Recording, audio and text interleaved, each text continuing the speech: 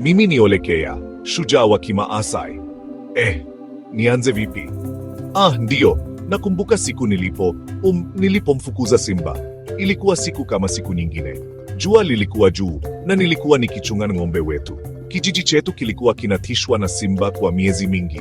Walikuwa wakiiba mifugo yetu, wakihatarisha maisha yetu. Kama shujaa, ilikuwa jukumu langu kuwalinda watu wetu. Nilikuwa nimejifunza kwa ajili ya wakati huu maisha yangu yote. Ghafla, niliona mng'ao wa manyoya ya dhahabu kwa mbali. Simba! Bila kufikiria, nilichukua mkuki wangu na kukimbia kumfuata.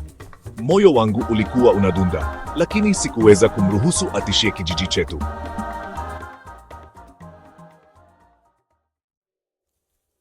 Mbio zilianza juu ya vilima na kupitia nyasi ndefu. Nilimfuata mnyama huyo mkubwa. Miguu yangu iliwaka, mapafu yangu yaliumia, lakini niliendelea.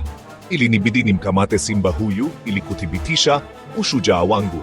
Simba alikuwa mwepesi, lakini nilikuwa nimeazimia. Nilifuata nyayo zake bila kupoteza lengo langu.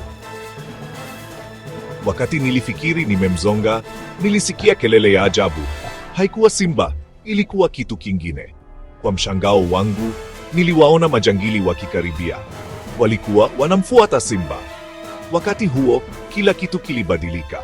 Simba na mimi hatukuwa tofauti sana. Baada ya yote, wote tulikuwa tunajaribu kulinda vilivyo vyetu. Nilifanya uamuzi wa haraka. Pamoja tulikabiliana na majangili. Unaweza kuamini, shujaa wa Kimaasai na simba wakipigana bega kwa bega. Majangili walishangaa kutuona tukishirikiana. Hawakujua la kufanya.